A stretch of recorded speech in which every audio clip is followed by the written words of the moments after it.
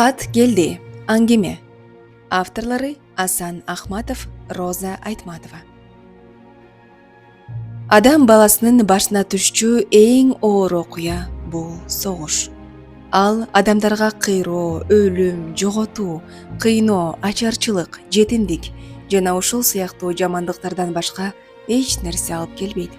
Мен муну так билем. Анткени балалык кезим 1941-45 жылдардагы улуу ата мекендик согушка туш болду. Азыркы жаңы заманда ал апат биздин жаш муундарга тарыхтын жөнөкөй гана барактары сыяктуу сезилсе, бизге өмүрүбүздүн унутулгус күндөрү болуп жаман так салып кетти.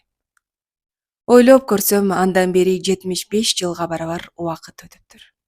Бирок ошол биздин үй бүлөбүздүн башынан өткөн оор, кардуу күндөр али деле көз алдымда турат. Кээде ошол убакыттагы болгон окуялар кечээ, бир күн эле мурда болгондой сезилип кетет. Чынымды айтышым керек.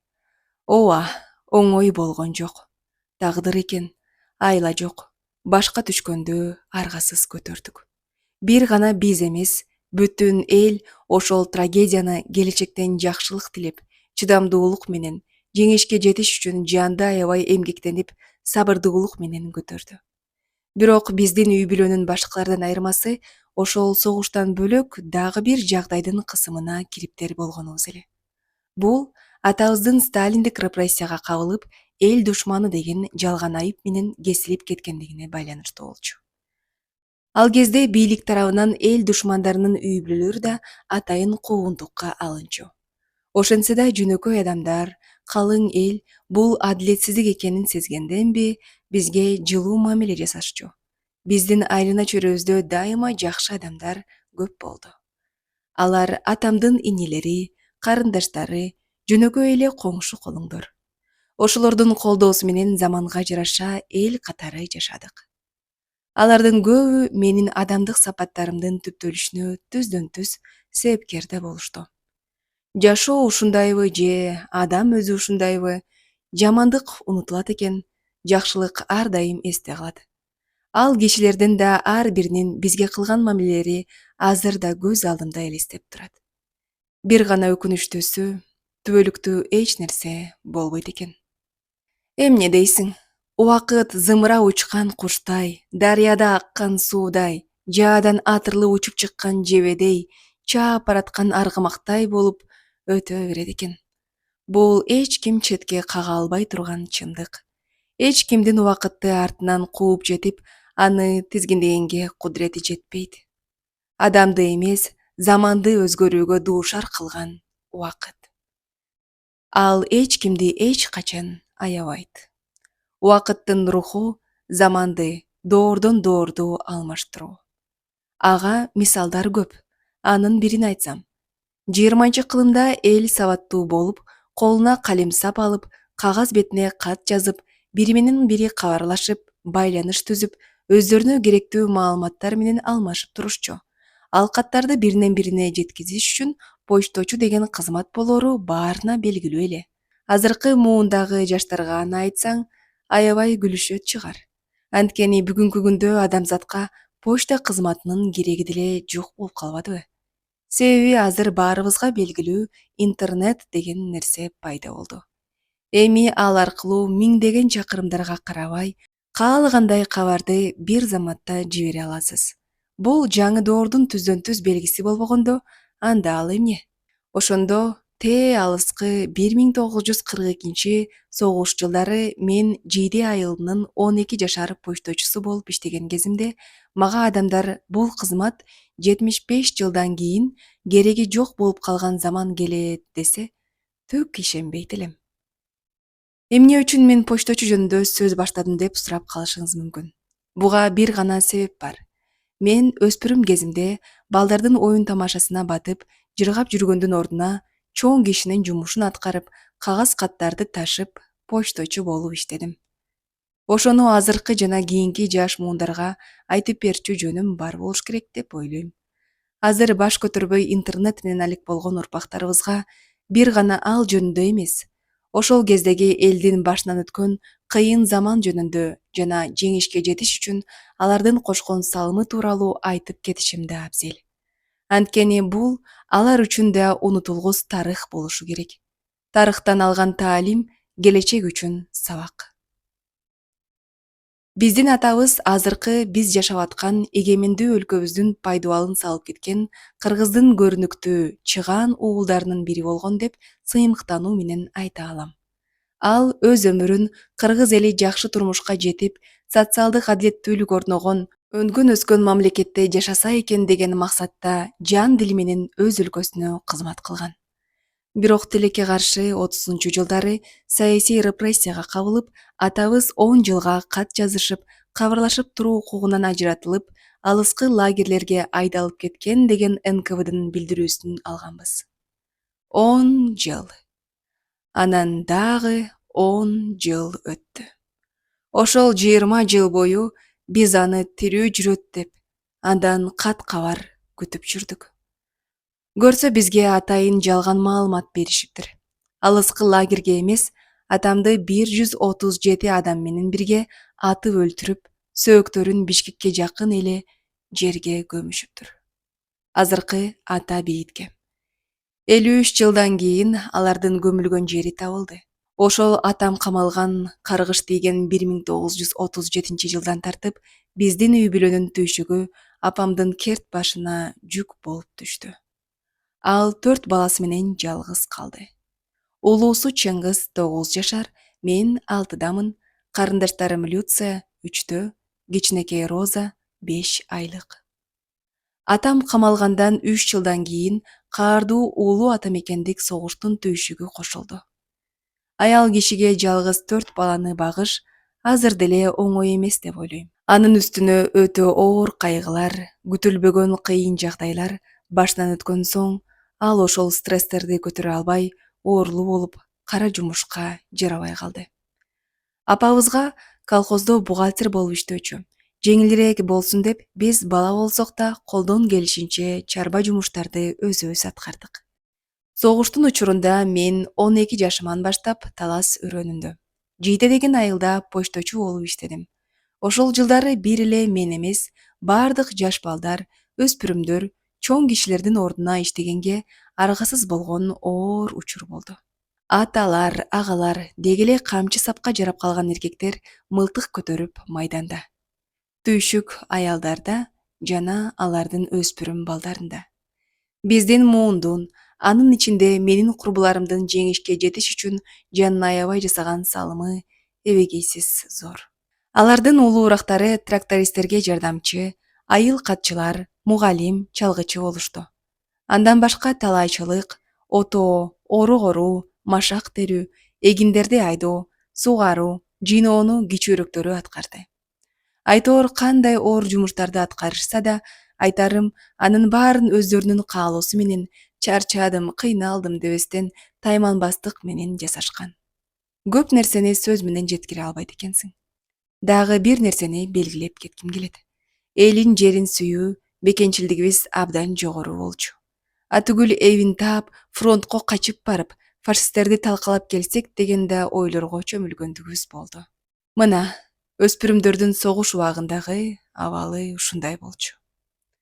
Мен да жогоруда айтылгандай почточу болуп иштеп калдым. Ал кызматым үчүн мага колхоздон эмгек күн жазылат. Бардык өспүрүм балдардын жашы жетпегендиктен эмгек күндөрүбүз ата-энебиздин эмгек күнүнө кошулуп жазылат. Менин эмгек күндөрүмдү да апамдыкына кошуп коюшат.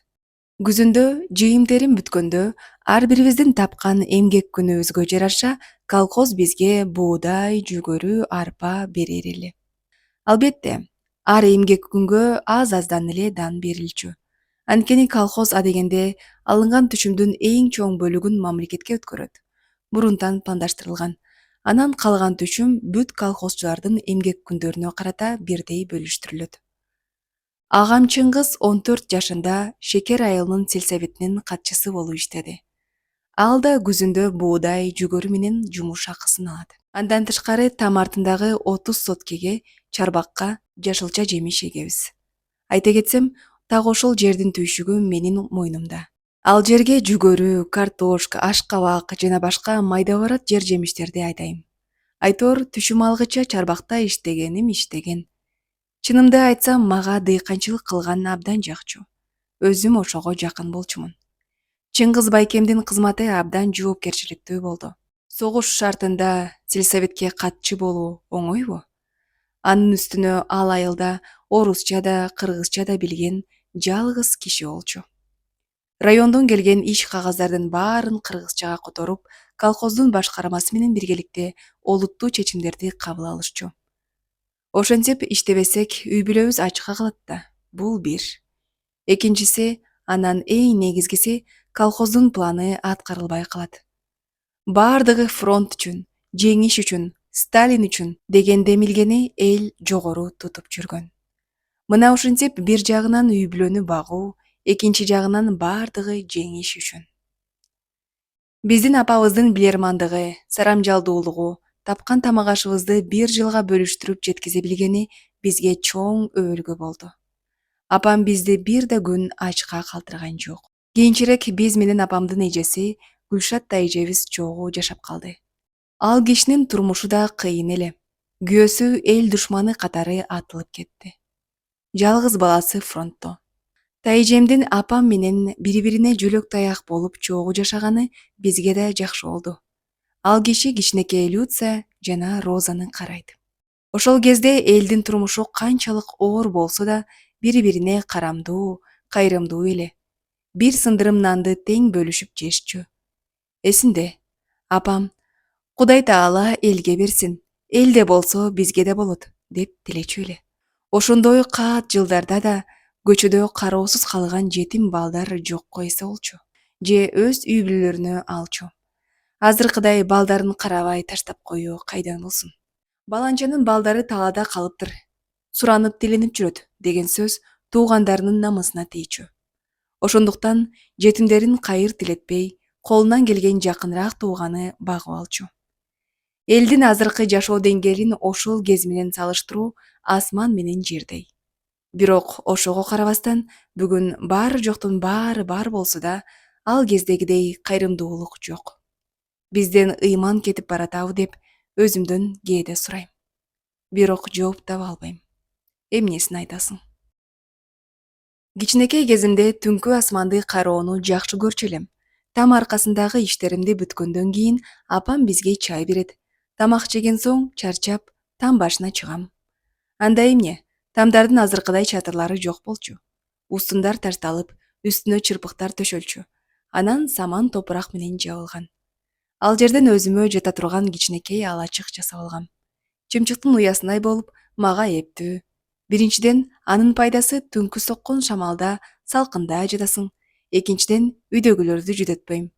Аялдар, кыздар кичинекей үйдө кенен жатышат.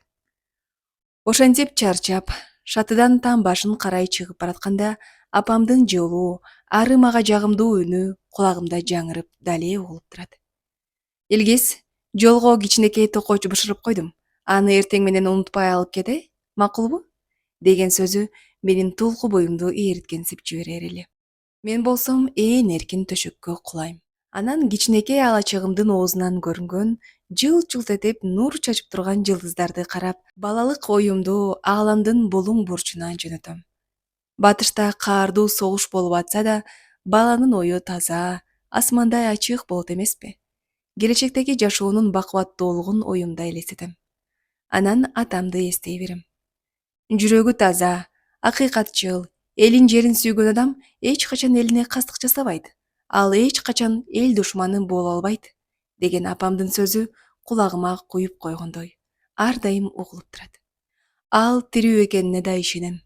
Анын себеби бар. Бир жолу апам Гүлшат эжем менен атам жөнүндө кеп салып жаткандарын угуп калдым. Ал тирүү, Сибирге же алыскы түндүккө айдалып кеткен болушу керек. Мен НКВДга издөө катын жазсам, мага кат жазышып кабарлашууга укугу жок деген жооп келген. Ошол үчүн бизге кабар бере албай атат болуш керек деп ойлойм. Болбосо өзүнө чак эле бир билдирет эле да. Санаам чыдабайт. Түрмөдөн бирөө бошонуп келди дегенди уксам эле, аларга барып, менин күйөөм жөнүндө укканыңар барбы? Деп сураштырып жүргөнүмдү билесиң го. Кечээ эле жайылган айылынан бирөө түрмөдөн чыгып келиптир дегенди угуп, ага да барып жолугуп келдим. Алыскы Уралда тактай тилүүчү заводдо иштеген экен. Менин күйөөм жөнүндө көргөн укканыңыз барбы? Деп сурадым андан. Кечирип коюңуз, биле албадым аны. Азыр ким кайда айдалганын билиш оор. Сиздин күйөөңүз мен камалган жерде жок болуш керек. Ал жерлердеги лагерлерде кыргыз бар деп укпадым, дедим ага. Кудайга тапшырдым. Башка айла жок. Кайда болсо да аман болсо экен. Дегенден кийин апамдын көзүнө жаш кылгырып терең өшкөрдү. Гүлшат тайжан болсо, кой Нагима, ыйлаба, кайрат кылып күтүш керек. Мен анын тирүү экенине ишенем. Бир күнү кат кабар келип калар. Ошондо биздин почточу бала өзү сага сүйүнчүлөп алып келип колуңа тапшырар. Ал күн келгенде балдарың менен кучакташып кубанаарсың. Ишен, күт. Ооба, баарын түшүнүп турам. Канча болсо да күтөм. Эми менин негизги милдетим балдарды аман эсен чоңойтуп, буттарына тургузуу. Заман өзгөрбөй, ушул бойдон калса, булардын келечеги кандай болот? Кандай болсо да менин энелик парзым балдарга билим берип, келечекте турмуштан өздөрүнүн ордун таап, өз оокаттарына тың болуп кеткидей кылып тарбиялоо деп эсептейм. Сөзсүз, сен туура айтасың, Нагима. Чарбалык иштерди го өздөштүрүп алышты. Эми жакшы мектептен окушса, жакшы билим алышса. Бирок ушул каргыш деген согушта кантип окушат? Эртеден кечке чоң кишилердин жумушун аткарышат, чарчайт. Илгизди карасаң, арык, бою да кичирээк. Кээде аны карап боорум ооруйт. Мектепке барам деп талас суусун күнүгө ары бери кантип кечип өтүп жүрөт. Анысы аз келгенсип почточунун жумушун иштейт. Тырышчактыгынан чыдап жүрөт. Согуш деле бир күнү бүтөт, Нагима. Тынчтык болгон күн келет. Ошондо окуп калышат. Ушул апааттан аман эсен чыгып кетсек, келечектери сөзсүз кенен болот деп ойлойм. Атасы да бошоп келип калар. Мөөнөтү бүтүп калат да ошол кезде. Очоктун оозунда апам менен тайжендин сүйлөшкөн мына ушундай сөздөрүнө байкабастан күбө болуп калдым. Атамдын тирүү экенин ишендирген дагы бир окуя.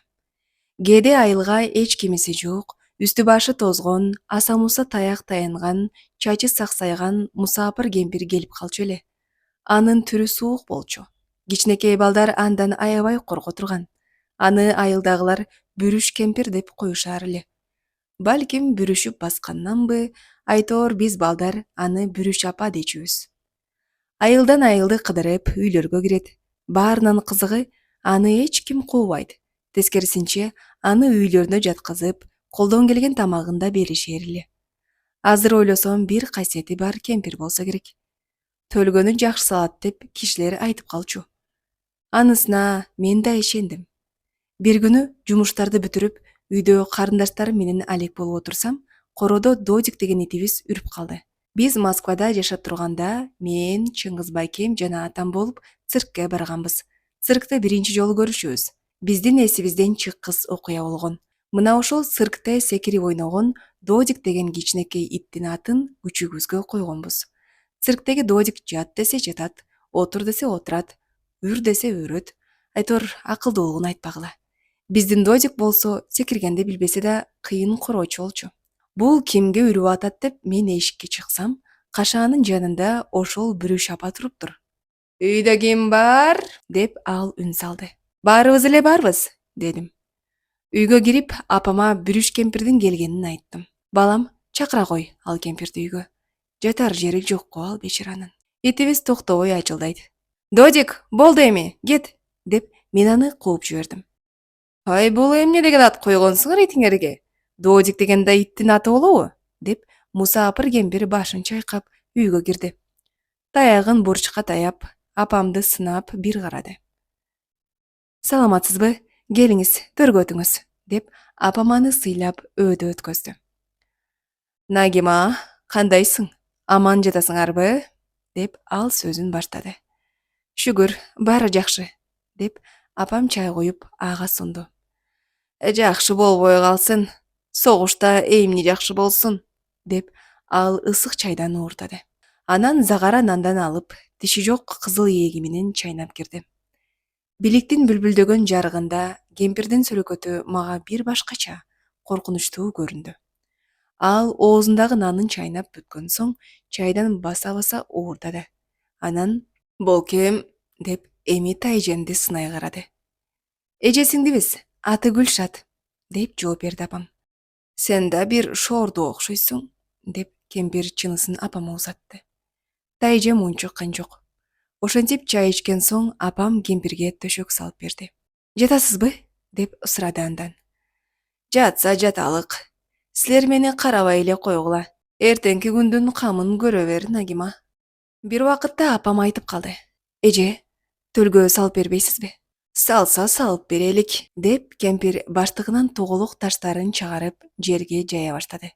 Жылмакай таштар ар тарапка тоголонуп токтоп калышты. Бүрүш апа аларды карап бирдеме деп сүйлөндү. Апамдар унчукпай, демдерин ичке тартып, кемпирди эмне айтар экен деп аны үмүттүү карап отурушту. «Сенин келечегиң ачык. Кудай кааласа жакшы болот экен. Балдарыңды жетилтип, баарын адам кыласың», деди Бүрүш апа. «Алдыда бир топ жакшылык күтүп турат сени. Уулдарың атасындай мыкты чыгышат. Элдик кишилер болушат. Кыздарың сени тартып, алар да мыкты болот. Мына ошондой, Нагима. Таштар алдабайт мени. Ал эми балдардын атасычы? Ошону айтсаңыз», деп апам чоң үмүтү менен кемпирге карап акырын гана угузуп сурады. Кемпир апамдын суроосуна унчукпады. Анан таштарын дагы бир карап мындай деди. «Күйөөң жакында келбейт. Балдарды жалгыз чоңойтосуң. Бирок ал силерге кабар берет. Балким кагаз түрүндө. Айтор сөзсүз бир кабар аласыңар». Ошол күндөн тартып атамдан кабар келип калабы деп мурункудан да эңсөөчү болдум. Почтого баратканда кээде атамдан кат келип калганын элестетчүмүн. Ал мындай болор эле. Мен кам санабай почтого кирип келем. Райондун почтосунун башчысы Нурбүбө эже мени жылмайып карап: «Илгиз, сүйүнчү, атаңдан кат келбедиби?» дейт мага. Мен болсом ошондо ага ишенбей, кубанычымды койнума батыра албай: «Чын элеби, Нурбүбө эже?» дейм. Ал болсо катты алып: «Ишенбесең мына» деп сунат. Мен болсом атамдын катын колума кармап алып, апама шамалдан тез учуп чуркап барам. «Апаке, апаке, атамдан кат келди» деп. Анан баарыбыз чогулуп, катты кылдаттык менен ачып, аны окуйт элек. Менин оюмча, апам өзү үн чыгарып бизге окумак. Башында сагынычтуу салам кат, андан кийин биздин аттарыбызды санап, акыбалыбызды сурайт. «Силерди аябагандай сагындым. Мен болсо жакшымын, жакында үйгө келем» деп апам ал катты өп, бизди карап: «Мына, атаңар кабар берди». Биз болсо үн чыгарбай, апабызды жымжырт болуп угуп отурмакпыз. Бирок арга жок. Андай болгон жок. Ошондо там үстүндөгү алачыкта жатып, атамдан кат келсе экен деп эңсеген учурда бир көзүмдү жумуп, жылдызга кол сунар элем. «Жылдыз, колумдун муштумуна батып кетет экенсиң. Сенден бир нерсени суранам. Атам үйгө кайтып келсин, бизди баарыбызды кучактап чогуу бололук» деп аманатымды тээ алыска жарыктарга айтам. Андан соң таттуу түштөрдү көрүп уктап калам. Балалык сезимдер унутулбай, ар дайым көкүрөктө кала берет экен. Андан бери дарыялардан канча суу агып кетсе да, алардын баары али жүрөгүмдө. Азыр апам да, Чыңгыз агам, карындашым Люция да жок. Менин асыл кишилерим. Силер менен жашап, чогуу болгон күндөрүмдү эстесем, жүрөгүм бир жагынан жылыйт, бир жагынан силер азыр биздин арабызда жок болгонуңарга сыздайт. Алтындарым, баары эсте. Буйрук экен, мурда айтып кеткендей, 12 жашыман баштап поштодон элдин каттарын, айыл кеңешине гезиттерин жана багуучусу жок үй бүлөлөргө өкмөттүн жөлөк пулдарын ташып калдым. Айылдагылардын көбү өз атымды деле билбейт. «Кат келди бала» деп коюшкан.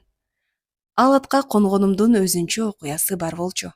Каттарды алып, дареги менен үйдүн жанына келсем, иттери үрүп, мага асылып жолотпойт.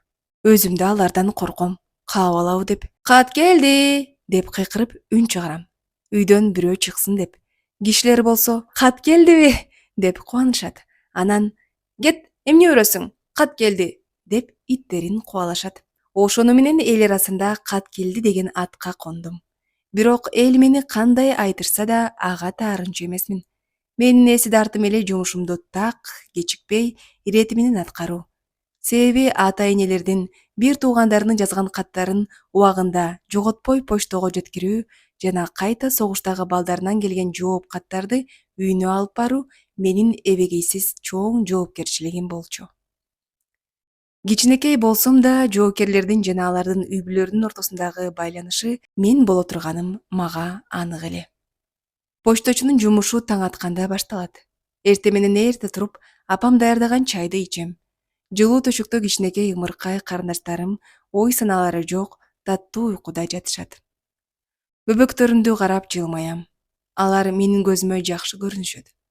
Кыязы аларды көрүп, атабызды жоктотпой, мен өзүмдүн агалык жылуу сезимдеримди аларга бергим келсе керек.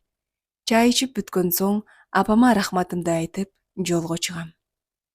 Балам, абайла, жолдон сак болуп жүр, деп апам даярдаган кичинекей токочун баштыгыма салып мени жөнөтөт. Азыр ойлосом, апам кичинекей арык чырай баласын карап, жолдон Кудай сактасын, жамандыктан алыс болсун деп жүрөгү далай сыздаган тура. Андай болушуна да бир себеп бар эле. Почтодон жүрөк пулдун акчасын конторго алып бара турган күндөрүм да бар болчу. Кимдир бирөө балама кол салып, акчасын тартып алып кетпейби деп апам байкуш ошондон коркчу. Анын үстүнө тоодо жашынып жүргөн качкындар да тегеректе тамак издеп жүрүп калышчу. Аларга ишенич жок эмеспи. Апам мага жолго батасын бергенден кийин мен короодон короо кыдырып кат жыйнаганы жөнөйм. Жоокерлердин ата-энелери жазган каттарын көкүрөктөрүнө бекем кысып, мени карайлап күтүп турушат. Кат келди, айланайын. Сени эртеден бери күтүп турам. Мына биздин катыбыз. Балабыз аман болсун. Катыбыз колуна жетсин.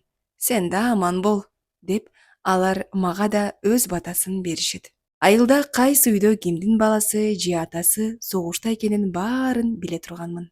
Согуш учурунда катты баракка жазып, аны 3 буштук түрүндө бүктөп, бир бетине даректи жазып коюшар эле. Ошол 3 буштуктарды баштыгыма салып жыйнаган соң, аларды Покровка айылындагы поштого алып барып тапшыруу менин милдетим.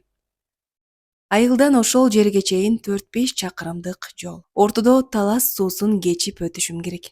Каттарды поштого өткөргөн соң мектепке барып окуйм. Окууларым бүткөндө поштого кайра барам. Ал жерден биздин айылдын гезиттерин жана согуштан келген айылдаштарымдын каттарын баштыгыма салып, кайра айылга карай жөнөйм. Алдыда дагы бир ирет талас суусун кечип өтөм. Эртең мененкидей кайра бут кийимди чечип, шымдын бага элегин өйдө туруп, какшаган муздак сууга кирем. Жылмакай таштардан жыгылып кетпейин деп баштыгымды бекем кармайм. Жыгылсам оңбойм. Бирок ал эч нерсе деле эмес. Эң коркунучтуусу каттар баштык менен чогуу сууга агып кетиши же сууга тийип ным болуп калышы эле. Анда кагаздардын беттериндеги сыялар өчүп, алардан эч нерсе окулбай калат эмеспи?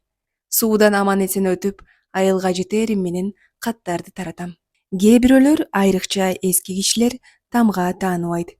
Мени «Кана, кат келди бала, катты окуп берчи» деп суранышат.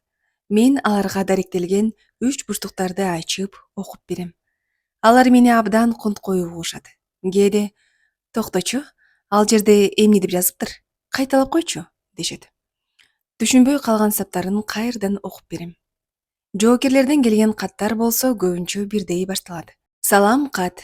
Жазамын ушул катты андагы таластын атыр жыттуу, салкын абасында жашап турган чоң атам Баланчага, чоң энем Төкүнчөгө, атам, апам жана баарыңарга менден ысык салам.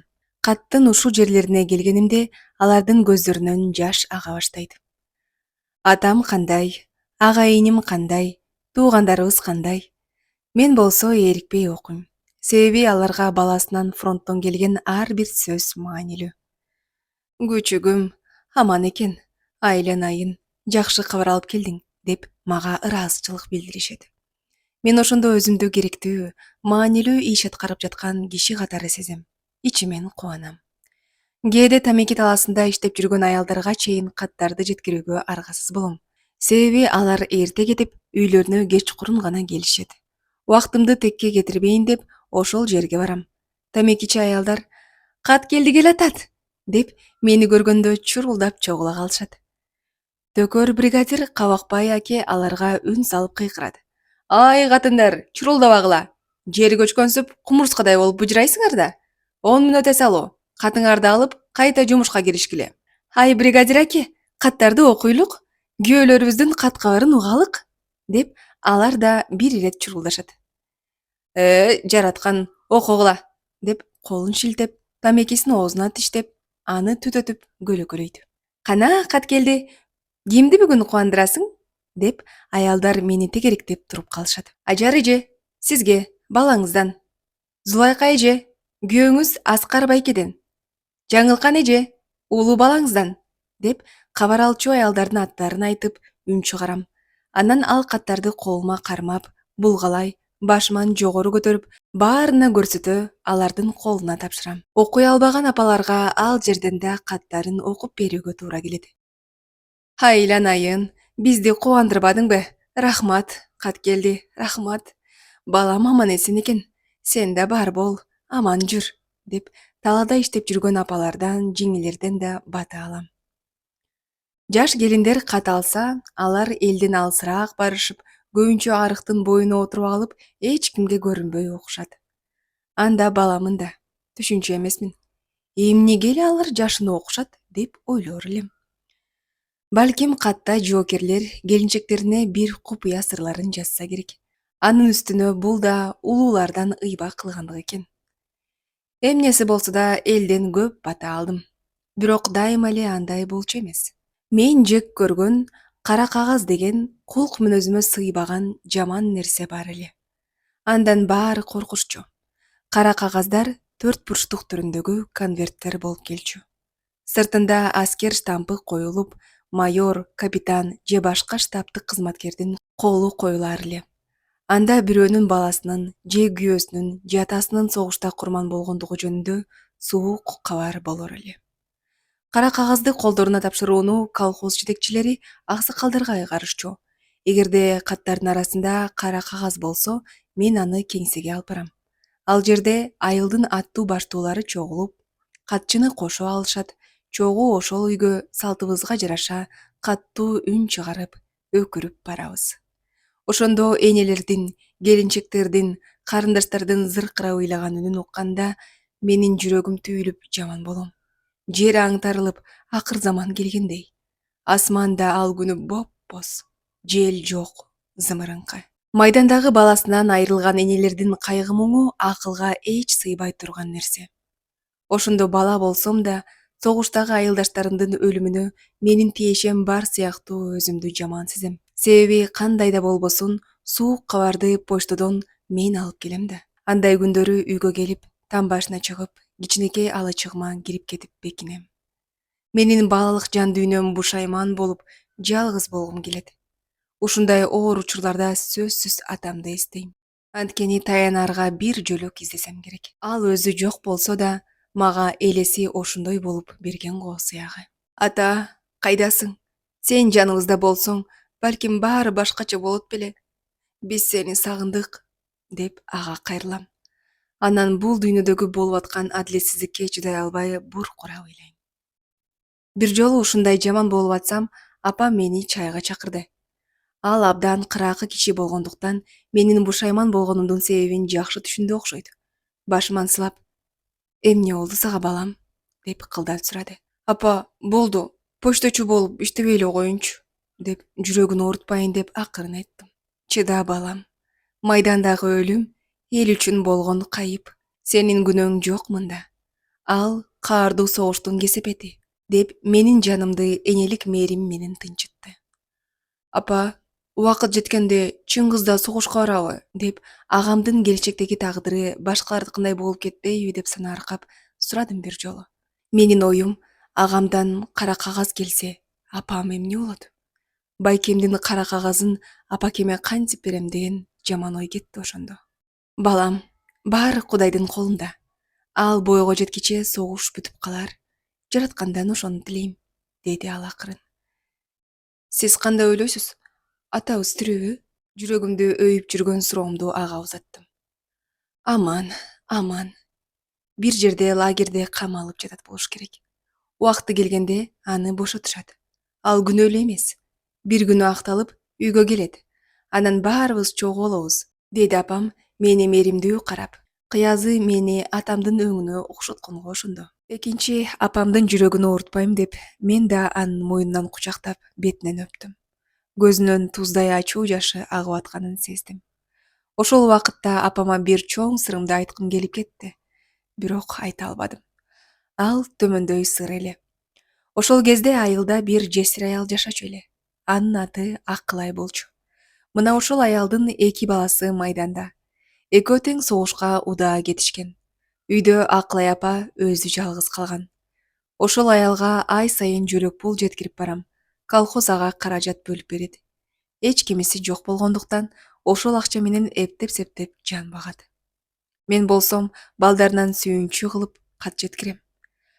Апа, сизге кат келди, дегичи ал алдыман чуркап чыгат. Рас болбодубу садаган кетейин? Кимисинен экен? Улуу балаңыздан, деп ага кабарлайм. Кийинкисинде Акылай апа, кичүүңүздөн кат келди, деп сүйүнчүлөйм. Кемпир калтыраган колу менен катты алып, биринчи өбөт, андан кийин жыттап көкүрөгүнө кысат. Биринчи сөзү дайыма мындай болор эле. Ай, тирүү экен. Кудайга ошонусуна 1000 мертебе рахмат. Катты алган соң кубанган бойдон жаман кепесине кирип кетет. Ошол жерден күбөрөнүп шыбыранып катты окуйт. Мен болсом аны биртике убакыт тыңшап, анан ичимен бир сүйүнүп, өз ишим менен ары кетем.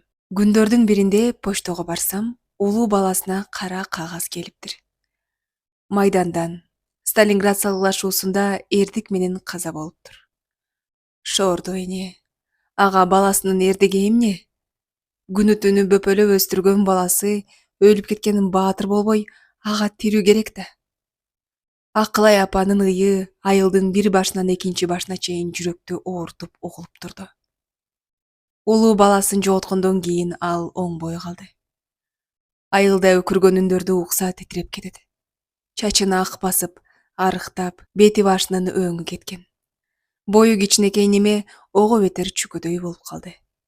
Бир жагынан мени күтөт, кичүүсүнөн кат алып келеби деп, бир жагынан менден коркот. Кара кагаз алып келеби деп. Кантет анан байкуш киши. Эртең менен түштөн кийин күнүнө бир маал эски малканасынын жанында отуруп алып, мени күтөт. Кат жогултар, анан таратар убагымды сааттай так билет. Алтыным, кат келди. Күчүгүм Болсунбектен кат кабар барбы? Деп жалдырап сурайт. Мен унчукпайм. Анда ал, эсиңдеби, мен ага баягыда эле кат жаздым эле. Унутпай почтого алып бардың беле? Алиге чейин жооп жок го. Качан келет? Деп сумсайынкы оту жок, өчүп калган көздөрүндө мага карап чоң үмүт учкуну пайда болот. Акылай апа, баары жакшы болот. Камсынабаңыз. Болсунбек байкемден жакын арада сөзсүз кат келет, деп ага балалык сөзүм менен күч кубат берем. Ким билет? Ошондо канчалык мен ага кубат бергенимди, бирок кантсе да жылуу сөздөрүмдү аяганым жок. Ошентсең кат келди. Айтканың келсин. Мына, дагы бир кат жаздым, деп мага жаңы катын берет. Унта көрбө муну, Почтонун башчысы болуп иштеген келиндин өз колуна кармат. Мен шорду андан айрылсам, мага жашоо жок, деп терең мүшкүрөт. Анан акырын шыбырайт мага. Кат келди, суранам сенден. Мага жаман кагаз алып келе көрбөчү. Мен болсо Кудайдан тилейм. Ушу аялдын баласы аман эле келсе экен. Күндөрдүн биринде Кудай жалгап, Болсунбек байкеден кат келип калды. Кубанганымды айтпагыла. Акылай апа, сизге балаңыздан кат келди, деп үйү айылдын аягында болсо да эч кимге кирбей учуп бардым. Ай, шүгүр, айланайын кат келди. Ал да алдыман чуркап чыкты. Катты шак карматтым. Ал аны өпкүрөдү да жүрөгүнө бекем кысты. Алдыга кетейиним, тирүү экен, деп ыйлап жиберди.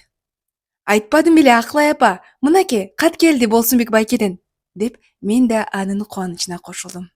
Ооба, кат келди. Оозуңа май. Мейли анда эмесе, мен башка каттарды таратышым керек. Барайын анда, дедим ага. Кой турчу, катты ачып окуп берчи. Көзүм анчейин көрбөй атат, деп суранды. Улуу баласына көз жашын төгүп жүрүп, көзү да болбой калыптыр байкуштун деп, мен аны аядым. Катты алып окуй баштадым. Саламатсызбы алтын энекем? Дениңер сакпы? Кандай жүрөсүңөр? Деп баштаптыр. Анан айын шүгүр, алдыңа кетейин. Мага сен аман болсоң эле болду. Окуйгой оку кат келди. Тамак ашыңар жетип жатабы? Отунуңарды ким жарып берип атат? Кышкыга камынып жатасыңарбы? Агам кат жазып жатабы? Менден ага салам айтыңыз. Шорду балам. Агасынын өтүп кеткенин билбейт да. Ошол жерден энинин көз жашы кетти. Кыскасы Акылай апанын ыйлаганына карабай, ага баласынын катын шашпай, эч нерсесин төкпөй чачпай окуп бердим. Айланайын кат келди. Сага чоң рахмат. Балам эсен соо экен. Мына сага, деп шырмалынын чөнтөгүнөн бир кызыл алма алып чыкты. Ме, жей кой. Бул таттуу алма. Мага дайыма ушундай жакшы кабар алып келсең, алма берип турам. Мен рахматымды айтып, жемишти чөнтөгүмө салдым да жөнөп кеттим. Ал алманы кайдан алганына таң калдым. Себеби жемиш бактыр эле жок болчу айылда. Покровкада жашаган орус кишилерде гана болор эле. Акылай апа берген алманы үйгө алып барып, карындаштарым менен бөлүшүп жедим. Аларга кызыл алма бир керемет көрүндү окшойт. Люция да, Роза да мен бөлүп берген жемишти абдан тамшанып жешти.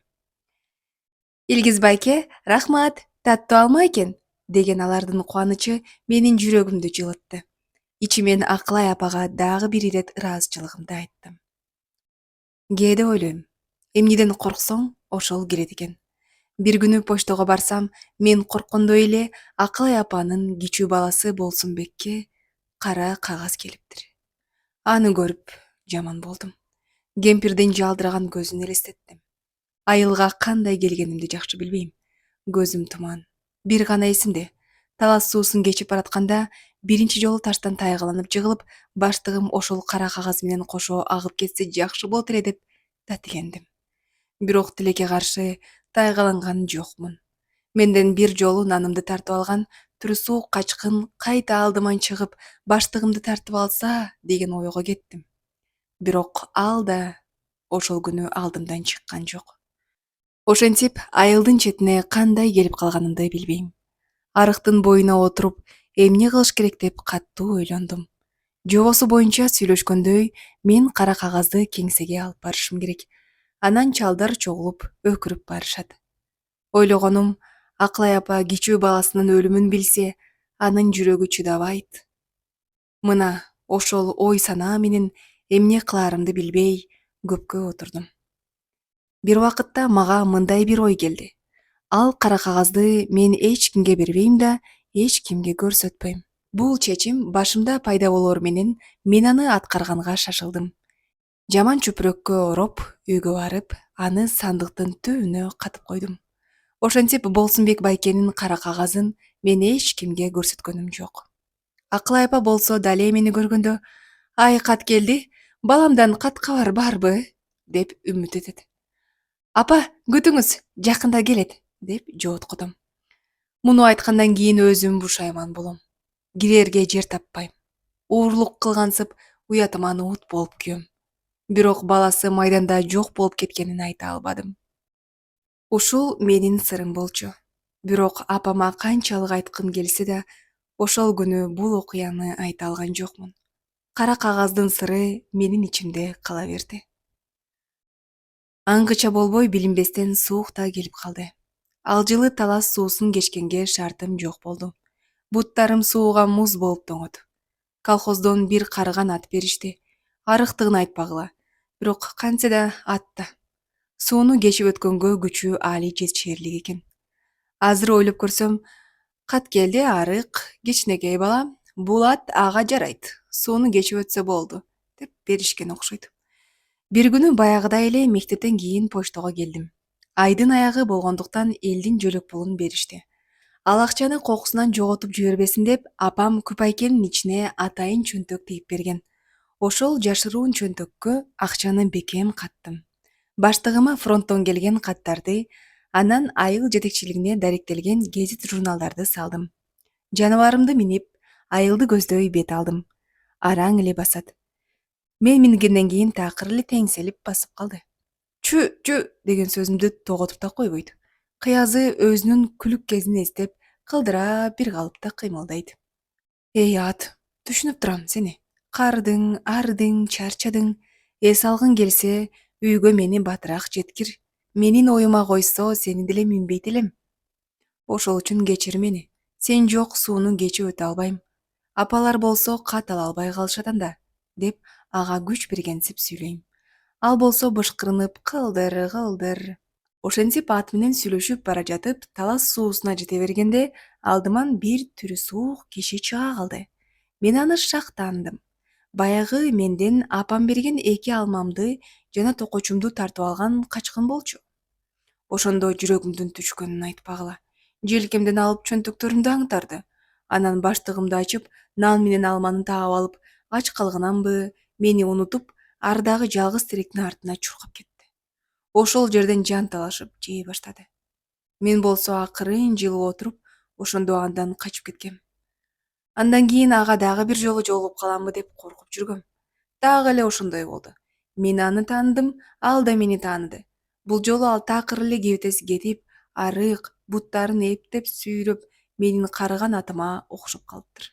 Ай жашабагыр, сен белең, токто деп кыйкырды да мени көздөй жуунду. Мен коркуп кеттим. Жанымда акча бар, ачка, алсызданган адам жамандыкка бараары көрүнүп турду.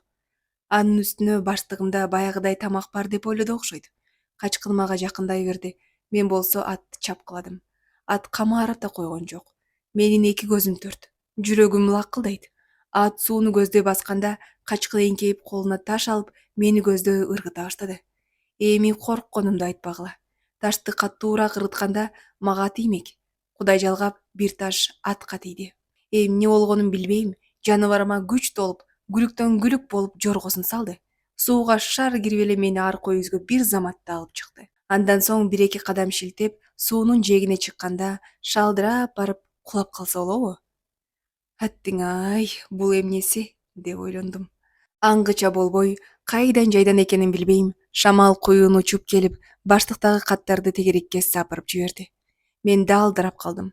Тигил качкын аркы өйүздө сууга кире албай, кыйкырган бойдон турат. Бери кел жашабагыр, кармасам өлтүрөм сени. Суранам, нан берчи, ачкамын. Мен болсом аны укпай эле көпөлөктөрдөй болуп учкан 3 бурчтук каттардын артынан чуркап, жыйнап жүрөм. Бул каттарды шамал учуруп кетсе, жоокерлердин ата-энелерине алар жетпей калат да. Мен күнөөлүү болом. Эптеп бирин калтырбай каттардын баарын жыйнадым. Андан соң аттын жанына барсам, байкуш жыгылган бойдон өлүп калыптыр. Аргымагым илгерки күлүктүгүн эстеп, акыркы күчүн жыйнап, менин жанымды аман алып калыш үчүн өзүн курмандыкка чалды. Ошонусуна рахмат. Болору болду. Ат өлдү.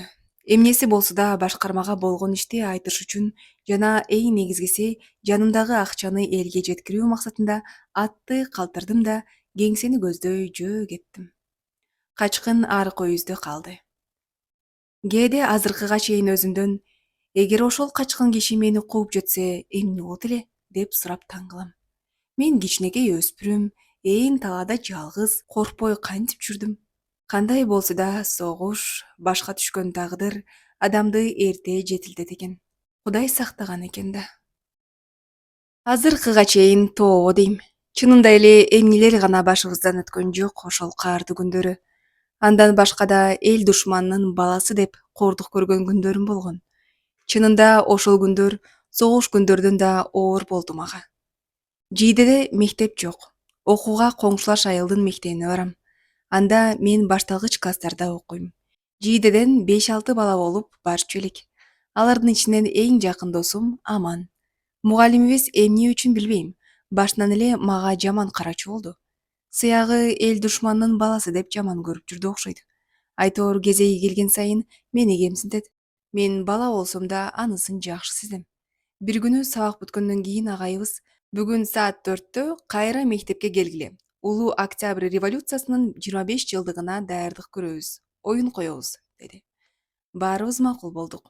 Күн жаап, суук болуп турган кез. Мен үйгө жеткенче өтүгүм гөл шал болуп калды. Үшүгөнүмдү айтпагыла. Тоңуп калдым. Үйгө келип, от жагып, өтүгүмдү мешке кургатайын десем, саат 4-кө чейин кургачудай эмес. Ошентип убадалашкан репетицияга барбай калдым. Эртеси мектепке келсем, агайым чуркап келип эле мени аябай урушту. Сен эмне үчүн Октябрь революциясына арналган даярдыкка келбей койдуң? Каршысыңбы? Деп жемеледи. Жок, агай, өтүгүм суу болуп, башка бут кийимим жок болгондуктан келбей калдым. Кечириңиз. Сенден башканын өтүгү суу болуптурбу? Же алардын экиден өтүгү бар бекен? Жок, сен Октябрга каршысың, деп мени ого бетер зекип кирди. Жок, каршы эмесмин, деп мен турдум. Чынында Октябрь революциясы деген эмне экенин жакшы түшүнбөйм. Баламын да. Мен сени кимдин баласы экениңди билем, деп мугалимим атама шек келтирди. Көздөрүм жашылданып кетти. Класс жетекчи болсо андан бетер күчөдү. Азыр сен менин айтканымды аткарбаганың үчүн көргүлүктү көрөсүң. Чеч кийимиңди, иттин баласы, деп эле үстүмдөгү купайкемди жууп алды. Анан көйнөктү чечтирди. Бир эле шымчан калдым. Жылаң аякмын. Эми бурчка тур. Кечке чейин турасың, деп менин кийим кечемди, китеп баштыгымды алып, мугалимдер бөлмөсүнө көтөрүп кетти. Ал кезде күн суук. Мектепке деги эле от жагылбайт болчу. Өзүм болсо ансыз деле кичинекей, арык баламын. Көгөрүп, тез эле үшүп кеттим. Ыза болгонумду айтпагыла. Ошондо суукту деле сезгеним жок. Атамды эстеп ыйлагым келди. Менин атам эл душманы эмес, деп тиштенип, көкпеттенип, бурчтан бир кадам жылган да жокмун. Биринчи сабак бүтүп, коңгуроо кагылды. Аман досум менин акыбалымды көрүп, чыдабай эң биринчи болуп кийимдеримди алып келейин деп класстан атып чыкты. Тилекке каршы мугалимдер бөлмөсү кулпуланган экен. Анда ал мектептин аркасынан барып, мугалимдер бөлмөсүнүн терезесин ачып, коркпой менин кийимдеримди алып чыгып берди. Балдар мени тезинен кийиндирип, эшикке чыгарып жиберишти. Илгиз, сабактан кет, үшүп кеттиң, деп досум мени үйгө узатып жиберди. Досчулуктун чоң сабагын ошондо Аман курбумдан көрдүм. Ошентип экөөбүз жакын дос болуп калдык. Амандын мага жасаган жакшылыгы дайыма жүрөктө жүрдү. Таласка баратканда атайын анын үйүнө кирип, саламдашам. Ал да менин үйүмө келип кетип жүрдү. Экөөбүз чай ичип, өткөн кеткенди эстейбиз. Ошол окуяны да сөзсүз эскерип күлөбүз. Ал досум азыр жок. Убакыт аны да аябады. Бирок канча жылдар өтсө да, досум Аман, бардыгы эсте. Мен болсо достор мени качыргандан кийин үйгө келип бардыгын апама айтып бердим. Болду, башка окубаймын, дедим. Апам мени карап эч нерсе деген жок. Бирок ичинен жаман болгонун көрдүм. Азыр ойлосом, апамдын кулк мүнөзүнө ошол мугалимдин мага кылган мамилеси каттуу сокку болуптур. Мени биринчи жолу эл душманынын баласы деп куундукташканы апама ачык, дапдаана көрүндү. Биздин келечегибиз үчүн анын күрөшү ошол күндөн башталды деп кээде ойлоп кетем. Эртеси апам мектепке барып, мектептин директору, анан ошол класс жетекчим менен сүйлөшүптүр. Эмне жөнүндө сүйлөшкөндөрүн билбейм. Андан кийин мен мектепке барып, окуумду уланта бердим. Эртеси апам мектепке барып, мектептин директору, анан ошол класс жетекчим менен сүйлөшүптүр. Эмне жөнүндө сүйлөшкөндөрүн билбейм. Андан кийин мен мектепке барып, окуумду уланта бердим. Ошол күндөн тартып, ал агайым мага бир да каттуу сөз сүйлөгөн жок. Кийинки жылы апам мени Покровкадагы орус мектебине которду. Ал мектептин мугалимдери абдан күчтүү экен. Себеби алардын көбү илимдүү, билимдүү болуп, СССРдин ар кайсы булуң бурчтарынан куундукталып, депортацияга учурап келгендер эле. Маданияты жогору, адамгерчиликтүү, сабаттуу кишилер болчу. Алар мага адам катарында, мугалим катарында абдан жакчу. Ошол убакыттын запкысын жеген алар менин акыбалымды да жакшы түшүнсө керек. Мага жасаган мамилелери төз болгон. Мен болсом эчтекеге карабай тырышып, эң мыкты окуучулардан болуп чыктым. Алтын медальга чейин көрсөтүлдүм. Бир гана кыйынчылыгы Покровкадагы мектепке барыш үчүн Талас дарыясын кечип өтүш керек эле. Дагы ошол убак согуш маалы мен почточу болуп иштеп, Акылай апанын баласына келген кара кагазды катып жүргөн кез. Ошентип мен өзүмдү ошол сырымды эч кимге ачып берген жокмун. Кара кагаз Акылай апанын колуна тийбеди. Ага мен түздөн түз себепкер болдум.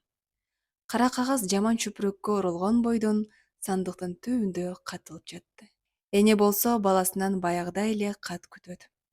Эртең менен кечинде менин жолумду карайт. Кат келдини көрдүңөрбү? Деп кезиккендерден сурайт. Мен болсо Акылай апанын көзүнө көрүнбөйүн деп качып калдым. Себеби аны менен кезиккен сайын анын көзүн текке карай албайм. Башымды ылдый салып, оозума суу толтуруп алгансып, бирдеме деп күңкүлдөп, андан ары басып кетем. Бир күнү чарбакта картошка оттоп жатсам, биздин үйгө өзү келиптир. Ай кат келди, бери келчи, деп чакырды. Кетменимди жерге таштап, жанына басып бардым. Сен эмне мен жакка каттабай калдың? Менден качып жүрөсүңбү? Кемпир башымды оорутпасын деп жатасың го, Же почточу болуп иштебей калдыңбы? Бир жумадан бери күтсөм, жоксуң. Болсун бегиме дагы бир ирет кат жаздым эле. Алтынчысы окшойт. Андан кат кабар жок болгону жарым жыл болду. Жүрөгүм туйлап турат. Жаман нерсени сезип жатам, деди ал мени сынап карап. Кемпирдин кебетеси баягыдан бетер кеткен. Жок, сизден качкан жокмун. Шарт ошондой болуп калды. Мына тамаркада иштеп атам. Апама да жардам берип атам. Сиз катты калтырып коюңуз. Эртең аны почтого сөзсүз ала барам, дедим башымды ылдый салып. Мейли, кат келди. Мынакей, деп ал мага катын үшкүрүп сунду. Дагы бир нерсени айтып коеюн дедим эле. Эртең поштого барсаң, анда иштеген келинден жакшылап сурачы. Балким баламдын катын сага беребиз деп эле унутуп калышып жатабы? Макулбу? Болуптур, сурайын, дедим. Унутпа, кат келди, унутпа. Мейли, басайын анда эмесе мен, деп ал жоолугун оңдоп жолго түштү. Мен да кетменимди көздөй бастым. Баса, бери келчи, деп ал токтоп мени кайта чакырды. Угатам, Акылай апа, деп кайрылып жанына басып бардым. Ал 5 мантынан кичинекей кагазды алып чыгып, мында шекер бар. Мей кой, кат келди. Таттуу канттан жечи, баласың го. Рахмат, Акылай апа. Тим эле койсоңуз болмок, деп мен ого бетер күнөөлүү кишидей башымды ылдый салдым. Жей кой, балага таттуу керек да, деп ошону менен басып кетти. Мен кагаздагы кантты кармап туруп калдым. Короодо чуркап ойноп жүргөн 2 карындашымды чакырдым. Роза, Люция, бери келгиле. Алар өз аттарын укканда тамаркага чуркап келишти. Илгиз байке, эмне болду? Деп улуусу Люция менин колумда бирдеме бар экенин көрүп карап калды. Мына силерге таттуу кант, деп колумду сундум аларга. Кант? Таң калды анда Роза. Ал эмне? Унутуп калдыңбы? Баягыда апабыз нандын үстүнө себелеп бербеди беле туулган күнүңдө, деп Люция сиңдисине эскертти. Деп алар мен берген кантты экиге бөлүп, ооздоруна салып, көздөрүн жумуп тамшанышты. Рахмат, Илгиз байке, таттуу экен, деп карындаштарым баягыдай алма жегендегидей ыраазычылыгын билдиришти мага. Аларды карап туруп ичим илжирейт. Ушулардын кубанычтары көңүлүмдү көтөрүп кубандырды. Туура айтасың, кант деген таттуу болот, дедим мен Люцияга ошондо. Карындаштарымды мен агасы катары абдан жакшы көрчүмүн. Себеби алар атам менен апамдын алтын кыздары болчу. Алар чуркап кеткенден кийин кетменимди алып, картошканы түптөгөнгө кызуу кириштим. Анткени Люция менен Розанын курсактарынын токтугу менин өз убагында жасаган иш-аракетимен көз карандай эле.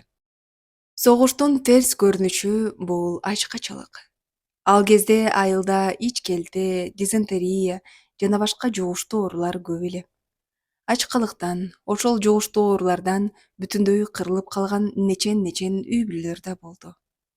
Апам бизди балдарын ошондой оор шарттарда оорутпай, ачка калтырбай өстүрдү. Мен жогоруда айтып кеткендей, апам тамак ашты абдан кылдааттык менен үнөмдөп, 1 жылга жеткире билчү. Бизди да ошого үйрөткөн. Карындаштарымды да ошого көндүргөн. Ошого жараша кичинекей Розага кичинекей баштыкча тигип берген. Ал кезде комбайн жок. Буудайды орук менен оруп, кырманга алып келип, анан аны таш менен бастырчу. Жерге түшкөн буудайдын дандарын жыйнап алып, саманын от жакканга үй-үйлөргө бөлүштүрүп берчү. Ал самандын арасында дандары түшпөгөн буудайдын бүтүн баштары көп болчу. Казанга тамак бышырыш үчүн буудайдын саманын жагабыз. Ошондо самандын арасында калган бүтүн баштар отко күйүп, куурулган буудайдын жагымдуу жыты чыгат. Апам данды отко жөн эле күйгүзгөн убал болот. Кудай астында күнөө дейчү. Ошондуктан отко жагардын астында самандын ичиндеги бүтүн баштарды терип ал деп кичүү кызын ынандырып, от жаккычы Роза болчу. Ал болсо апамдын айтканы боюнча буудайдын бүтүн баштарын самандын ичинен терип чыгарып, ушалап, дандарды баягы баштыкчага салып коет. Ошентип отуруп, Роза баштыкчанын жарымын толтурду. Бир күнү Чыңгыз байкем жумуш акысына жарым кап буудай алып келди. Эртеси апам ун тартып келейин деп атка минип, капты артына салып, астына Розаны өңөрүп, тегирменди көздөй кетти. Апа, биз кайда барабыз? Деп божурайт кичинекей кызы. Сенин баштыгыңа буудай толуп калыптыр. Аны тегирменге алып барып, ун тартырып келели, дейт апам Розага. Мейли апа, андан нан жасайбыз да, деп кичинекей карындаштарым кубанып кетти. Ошентип алар кетишти. Тегирменде болсо ал кезде Михаил деген орус киши иштечү эле. Колхоздун, элдин буудайын ун кылып тартат. Өзү тегирмендин ишин жакшы жана так билген адам эле. Апам тапшырган буудайдын ордуна таразага тартып, тиешелүү унун салып берет. Роза да буудайын тапшырам деп келди, деп апам Михаилге баштыктагы буудай жөнүндө айтып берет. Мейли, анда тапшырсын, ордуна ун берем, деп карындашымдын буудайын алып, ордуна баштыкчасын толтура ун салып берет. Роза болсо баштыгын карап, апа, меники жарым баштыкча эле буудай болчу го, эмне ордуна толтура ун болуп калды? Андай болушу мүмкүн эмес. Мен муну албайм, деп Михаилди карайт. Эмне албайсың? Деп ал таң калат. Бул көп, меники аз эле дан болчу. Жок, сен билбейт экенсиң. Буудайды ун кылганда анын көлөмү чоңойот. Ошол үчүн баштыгың толтура болуп калды.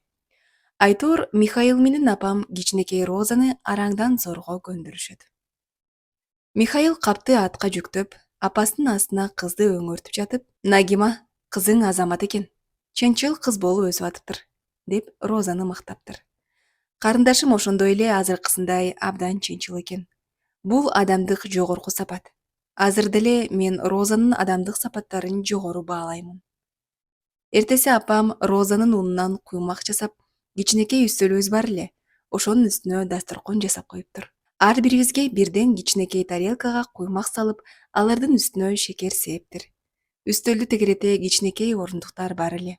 Бирок кичинекей карындашыма орундук жетпей калганда, мен өстүргөн чоң ашкабактын үстүнө кичинекей төшөк салып, отургузуп койчубуз. Баарыбызды дасторконго чакырып, апам, балдарым, бүгүн Розанын туулган күнү. Ал 6 толду. Аны куттуктап коелу, деп карындашымды бетинен өптү. Бүгүн сенин туулган күнүңгө арнап, атайын сенин унуңан куймак жасадык. Сен азаматсың. Эринбей, самандын ичиндеги буудайларды терип, андан ун жасадың. Роза куймактын бирин алып, кантты таң калып карап, апа, бул куймактын үстүндөгү агарган эмне? Деп сурады. Бул деген кант. Жей кой алтыным. Укмуш турбайбы? Деп Роза өмүрүндө биринчи жолу таттууну ошондо жеген. А мен болсом, Москвада жашап калган жаным мындайларды жакшы билип калгам. Бул эмне? Шоколадты жесең, ал мындан да укмуш. Мармелад деген да болот, дедим. Шоколад дейсизби? Ал эмне? Ошончолукпу? Куурулган жүгөрдөн да таттуу, деп Роза баарыбызды күлдүрдү. Анда Люциянын эсинде болушу керек эле. Жок, байке, эсимде жок, деди ал Москвадагы окуяларды эстей албай койду. Ооба, кайдан эстейсиң? Сен анда 3-тө эле болчуң.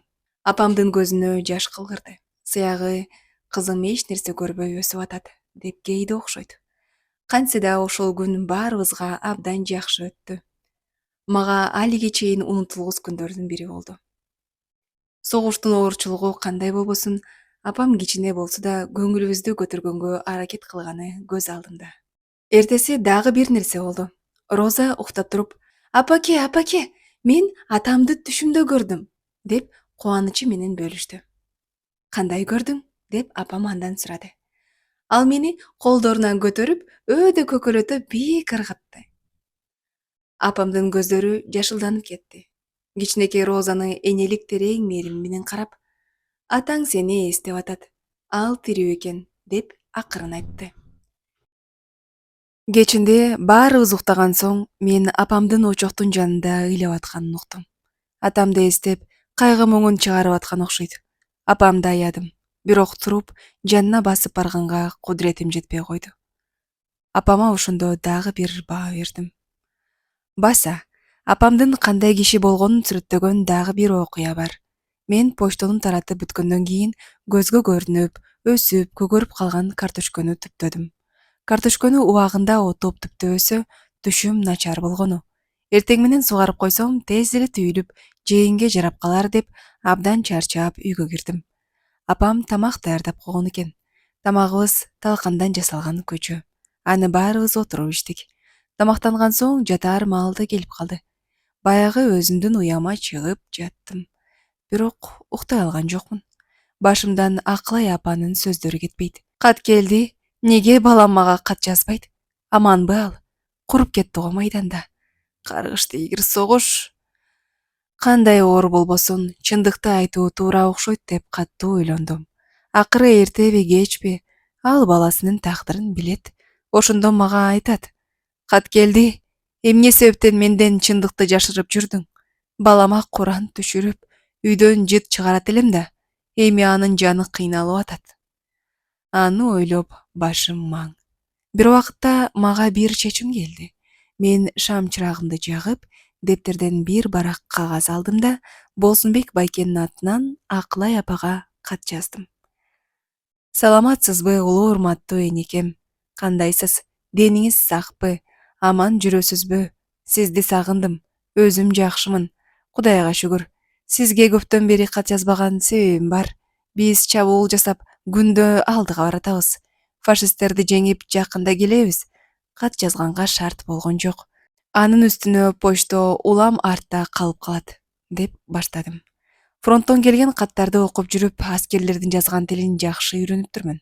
Айтор катым окшоду. Аягында мейли анда эмесе, жакшы тургула энеке. Аман болуңуз. Катты жазган сиздин балаңыз Болсунбек, деп бүтүрүп, кол жазмамды 3 бурчтук кылып бүктөдүм. Сыртына Акылай апанын дарегин жаздым. Катты даярдап коюп, бир нече убакыт ойлонуп турдум. Бир жагынан бул туура болобу деп өзүмөн өзүм сурайм. Экинчи жактан Акылай апанын бул катты окугандан кийин кантсе да өмүрү узарат деп ойлодум. Аңгыча болбой, бир убакта доо дегетибиз үрүп калды. Тыңшап көрсөм, тамаркада шүбүр-түбүр деген добуштар угулду. Кимдир бирөө жүргөнсүйт. Башымды чыгарып карасам, айдын жарыгында белгисиз адамдын карточкөнү арылап жүргөнү көрүндү. Бул ким болду экен? Уурлар болуп жүрбөсүн деп шатыдан түшүп кыйкырдым.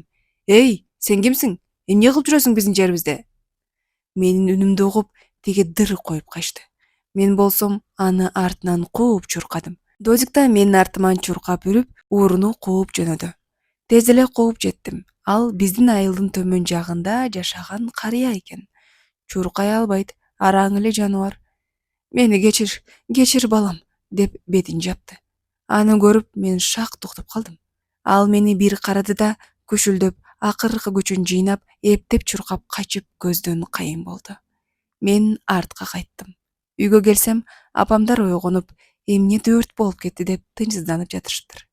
Апа, бирөө биздин карточкабызга уурлукка келип, бир-эки түбүн жулуптур. Карточкабыз деле түйүлүп элек болчу да, деп ыза болуп айттым. Жинимдин келгенин айтып багыла. Эмгек менен үй бүлөм үчүн өстүрүп аткан карточкомду кимдир бирөө уурдап атканына ушунчалык күйдүм. Ким болду экен, көрдүңбү? Деп сурады апам. Бир карыган киши экен, абышка. Ким экенин билбейм, деп чалдын атын айткан жокмун апама. Карыя турбайбы? Балам, ага колуң тийген жокпу? Деп мени сынап сурады. Жок, колум барбады, деп мен чынымды айттым. Туура кылыптырсың, Элгиз. Ал да жыргаганынан биздин карточкага кирген жок. Ачкадыр. Же болбосо үйдөгүлөрү ачка отурушат.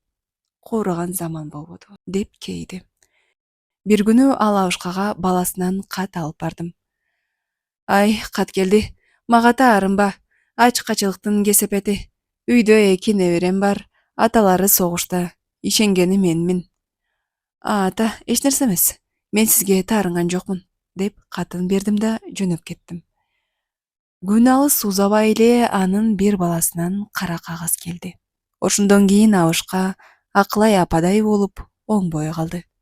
Бир жагынан кайгы муң, экинчи жагынан ачкачылык. Акыр аягы анын эки баласы тең согуштан кайтпай калышты. Чал өзү да каза болду. Жакындары жок болгондуктан айылдын кишилери чогулуп, ал чалды биригип жерге беришти. Биз да аны көмгөнгө жардам бердик. Себеби айылда калган эркектер өтө карып калгандар же колунан иш келбеген ooрлуулар, жарата алгандар эле. Анан биз, өспүрүмдөр, Каракем молдоке бизди чогултуп жайказдырды.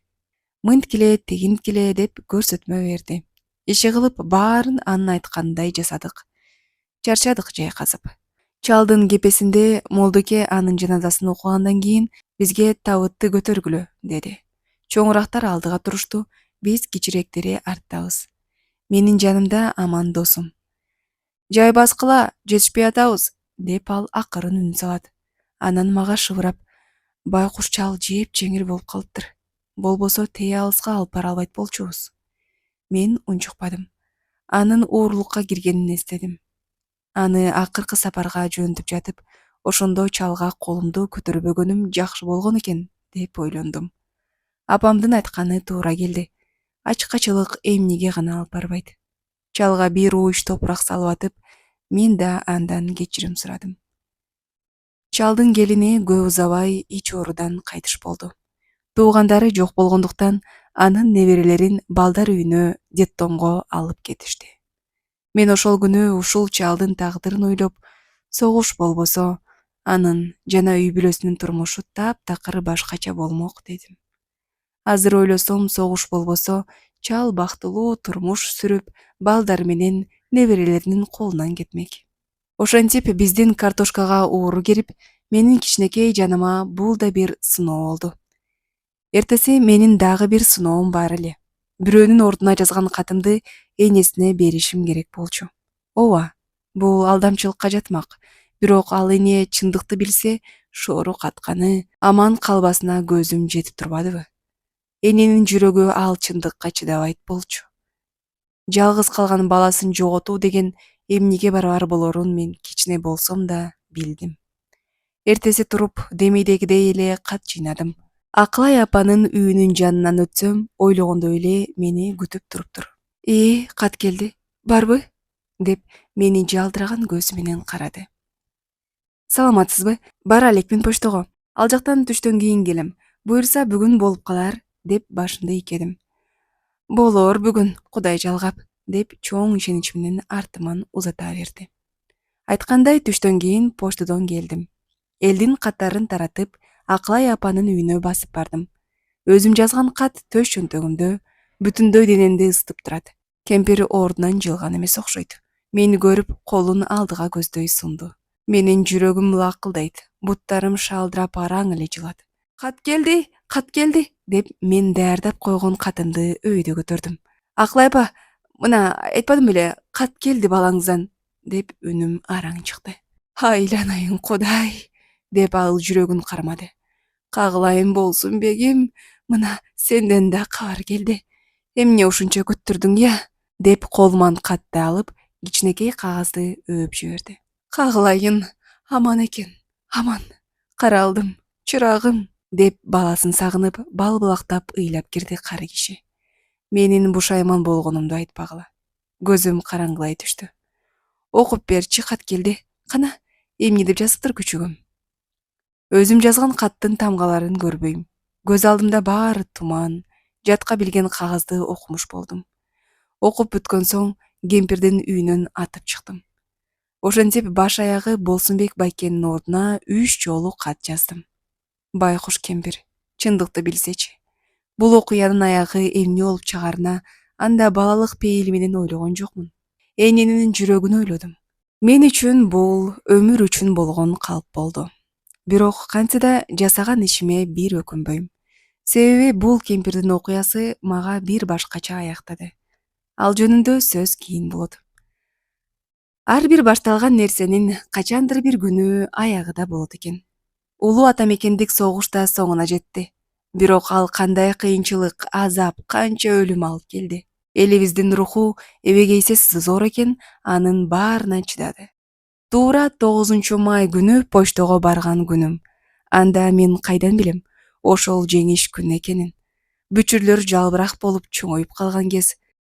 Ошол күндү эстесем, асман да бир башкача чайыттай ачык, куштардын сайраганы да бир башкача. Почтого жетсем, ал жердеги Нурбүбү эжеке да бир башкача. Жүзү жарык, жылмайып турат. Мен кирип келсем, «Илгиз, сүйүнчү, согуш бүттү!» деп кыйкырып жиберди мени көрүп. Мен ал кабарды укканда далдырап калдым. «Эмне турасың, секирбейсиңби?» деп менин эсим ооп калганын көрүп жаркылдап күлдү. Мен болсом ишенбей турдум. «Согуш бүттү!» деген анын үнү кулагымда тоодогу жаңырыктай бир нече ирет кайталанды. «Согуш бүттү! Согуш бүттү! Согуш бүттү!» «Бизге каттар барбы?» деп жибериптирмин, эмне кылаарымды билбей. «Кайдагы кат, Илгиз? Жеңиш, жеңиш!» деп почточу эжеке мени кучактап өптү. Мен ошондо гана өзүмө келдим. Биринчи ойлогонум эле, эми талас суусун күндө кечип почтого барбайт экенмин. Айылга кара кагаздардын келгени токтойт. Энелердин көз жашы төгүлбөйт. Атамдын да кабарын эми анык билет болушубуз керек. «Баса, тиги силердеги Чекиров Болсунбек деген бар беле?» деп сурады. «Ооба» деп анын атын укканда чочуп кеттим. Менин калпым ачылган турбайбы деп көзүм алайды.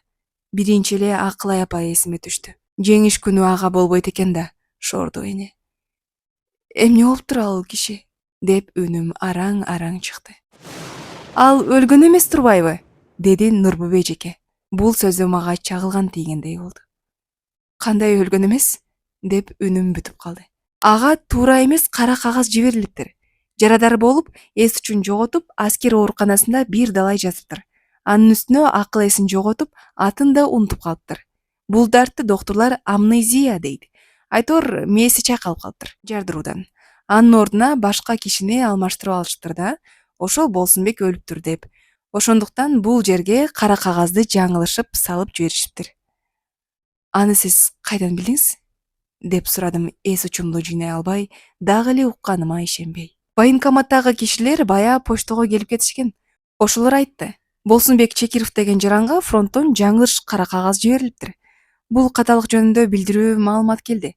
Мына ошол билдирүү кагазы. Мына, сен аны унутпай ала кет, жарыктык ийнесин барып кубандыр» деп Нурбүбү эже мага ал билдирүү кагазын бекем табыштады. «Унутпайм, эжеке, унутпайм» деп көзүм жашылданып кетти. Почтонун башчысы аны байкаган жок. Ал аял кайдан билсин менин сырымды. Эми менин жүрөгүм тынчыды. Акылай апанын да жүрөгү тынч болот. Ушул окуянын аягы мага ошондой аяктады. Баарынан да Акылай апага баласынын тирүү калганы Кудайдын бир чоң белеги болду. Ошондо мен Болсунбек байкенин ордуна жазган каттарым анын тирүү табылганына түрткү болду бекен деп ойлодум эле. Каттын күчү канчалык. Жеңиш күнүнөн кийин катылып аткан кара кагазды сандыктан алып чыгып, талас суусуна бардым. Бага элегимди түрүп, муздак сууга кирип, 4 бурчтуктуу чөнтүктөн алып чыктым да агызып жибердим. Ал тээ алыста суунун үстүнөн жок болуп кеткичекти артынан көпкө карап турдум. Эми башка кара кагаз эч кимдин үйүнө келбейт. Ошондо согуштагы жамандыктын баары суу менен тазаланып кетти окшойт. Өзүмдү кандайдыр бир жеңил сездим. Болсунбек байкенин кара кагазы жок болуп кеткенден баштап мага согуш бүткөнү анык болду. Үйгө келатып бүткүл ааламга угуза бир кыйкыргым келди. «Ата, жеңиш келди, жеңиш! Жакында сен да үйгө кайтып келесиң». Жеңиш күнү ар бирибизге эч бир унутулгус күн болду. Нурбүбү эжеден жакшы кабар угуп, айылга барсам, Зым Карагайдын башына илинген калдыркан радио сүйлөп атыптыр. Ошондон жеңиш жөнүндө кабарлап аткан экен. Левитандын үнү айылдын баарына жаңырады. Эмне деп жатканын айылдыктар түшүнгөнү жок. Себеби орусча аз гана кишилер билчү. Бирок баары аны кунт коюп укканы дурус болду. Көрсө, анын сүйлөгөнү түшүнүксүз болсо деле, адамдын аң сезимине жеткиликтүү болуптур ошол күнү. Элдер бири-бири менен кучакташып, кубанычы ичине батпайт. Кишилердин маанайы ачылып, жылуу сезимдер айланага төгүлдү. Жашын кылгыртып ыйлагандар да болду. Бирок бул жолу бакыттын көз жашы болду. Баарынан кызыгы айылдагы Караке Молдокенин кубанганы бир башкача. Ал ар бир үйгө кирип, элдин баарын куттуктап чыкты. Биздин үйгө да кирип, Нагима, эми жашоо жакшы жагына өзгөрөт. Саясат өзгөрөт. Сенин да күйөөң келет, деди апама. Айтканыңыз келсин, рахмат, деп апам өзүнүн ыраазычылыгын билдирди. Ишенип кой, бир кезде сенин кызыңа окшогон балага бир сындырым нан берсең, жебейм деген күндөр да келет, деп айтып атты. Бир башкача, жакшы Молдокеле. Биздин айылдын, Кудайдын кишиси болчу. Кубанычын ичине батыра албай, согуштун кесепетинен мүңкүрөп турган элдин рухун көтөрөйүн деген окшойт. Бул бир. Экинчиси, мындан ары курман болгондор болбойт деп тирүүлөргө айтканы. Азыр ойлосом, чыныгы молдолук үчүн жаралган адамдар ошондой болот окшойт. Жеңиш. Балдай таттуу сөз. Айылдыктардын кубанганын айтпа. Биринчи жолу элдин маанайы ачылып, көчөлөрдө сүйүнгөн эле кишилер. Канчалык зарыгуу менен, кандай оордук менен күткөн күн келди. Ошол күнү апам бизге мындай деп кайрылды. Кудай буйруп, элдин күч кубаты менен согуш бүттү. Бизге, элге ал чоң оорчулук алып келди. Силер эл катары анын азабын көтөрдүңөр. Эчтекеге карабай чыдадыңар. Кудайга шүгүр. Эми балдарым, окуганга убактыңар кеңири болот. Турмушта билим алуу бул чоң нерсе. Ошого умтулгула, деп баарыбызга энелик акыл насаатын айтты. Күзүндө орто мектепке барып, окуубузду уланттык. 1946 июль айында мага бир чоң окуя болду. Анда мен 15-тен 16-га карап калган кезим. Биздин колхозго бир чоң комиссия келип калды. Баарыбызды чогултуп, анын ичинде мен да бармын. Жыйналыш өткөрүштү. Урматтуу Жиде айылынын тургундары, согуш бүттү. Биздин баатыр азаматтарыбыз өз жанын аябай бизге улуу жеңишти алып беришти. Бирок силер да бул жерде күн түн дебей, оорукта жеңиш үчүн күжүрмөн иштеп, ага өбөлгө болдуңар. Ошол себептен СССРдин жогорку кеңеши алдыңкы күжүрмөндөрдү медаль менен сыйлайлы деп чечти. Сыйлыктардын күбөлүктөрүнө Калигин өзү кол коюптур. Силердин оюңарды угалык. Жиде айылынан кимдер татыктуу ошол медальга? Ошентсе эл эң эле биринчи менин атымды аташты. Кат келдиге берели, деп кишилер чогулушта чурулдап кетишти. Мен, чынымды айтсам, таң калган бойдон эстеликтей туруп калыптырмын. Бир убакта элдин алдына Акылай апа чыгып, айланайындар, туура айтасыңар, кат келдиге медаль бериш керек. Ал татыктуу болбогондо ким татыктуу болот? Ысык, суук, жаан, каар дебей бизге балдарыбыздан талыкпай кат ташыды. Өзү кичинекей болсо да чоң кишинин жумушун так аткарганын мен деле далилдеп берем. Кээде ойлойм, кат келди болбосо, балам Болсунбек согуштан келген күнгө чейин жетет белем, жетпейт белем деп. Ага чоң рахмат, деди. Ооба, Акылай апа туура айтат. Бизге кат алып келип окуп да берчү, деп арттан дагы бирөөлөр кыйкырды. Кат келдиге сыйлык бербесек туура болбой калат, деп башкалар да коштоп кетишти. Ал ким? Деп комиссия сурады. Тетиги бала, деп эл мени көрсөтүштү. Кана, келчи бери, деп чакырды өкмөттүн кишиси. Мен анын жанына басып бардым. Атың кат келдиби? Деп сурады. Жок, Илгиз. Эмне үчүн кат келди деп жатышат сени? Мен почточу баламын. Ошол үчүн кат келди дешет турбайбы? Деп жылмайды ал. Согуш кезинде почточу болуп иштеген бул эң маанилүү, элге керектүү кызмат, деди. Ошентип мага элдин суранычы боюнча медаль ыйгарылды. Мен ошондо атамды эстедим. Эгер атам азыр жанымда болсо, мени менен абдан сыймыкталмак, деп ойлодум ичимен. Чогулуштагы кишилердин арасынан апамды көзүм менен издедим. Апам чет жакта, колдорун көкүрөгүнө коюп, көздөрүнөн жылуу нур төгүп, мени карап отуруптур. Ал да атамды эстеп кеткен го ошондо. Мына, балаң сенин атыңды жерде калтырбай, элге кызмат кылып, батасын алды, деп ичинен ойлоп жатса керек. Мен азыр эл арасында айткандай, 90 чайын ичип жаткан мезгилим. Басып өткөн жолума сереп салып карап көрсөм, көп эле ийгиликтерге жетишип, жогорку деңгээлдеги сыйлыктарга ээ болуптурмун. Бирок салыштырып көрсөм, мен үчүн ошолордун баары бир тең да, 15 жашымда почточулук кызматым үчүн алган медалим бир тең. Ошентип согуш аяктап, мен кат келдиден кайра илгиз болуп калдым. Бирок кат менен болгон байланышым үзүлгөн жок. Окууга өтүп, кийин тоолордо иштеп, үйдөн алыс жүрдүм. Ошон үчүн апам менен болгон байланышым жалаң кат аркылуу жүзөгө ашырылып жүрдү. Баарынан да атамдан кат кабар келет деп көпкө үмүтүм үзүлбөй жүрдү. Ошону менен турмушум акырындап жүрө берди.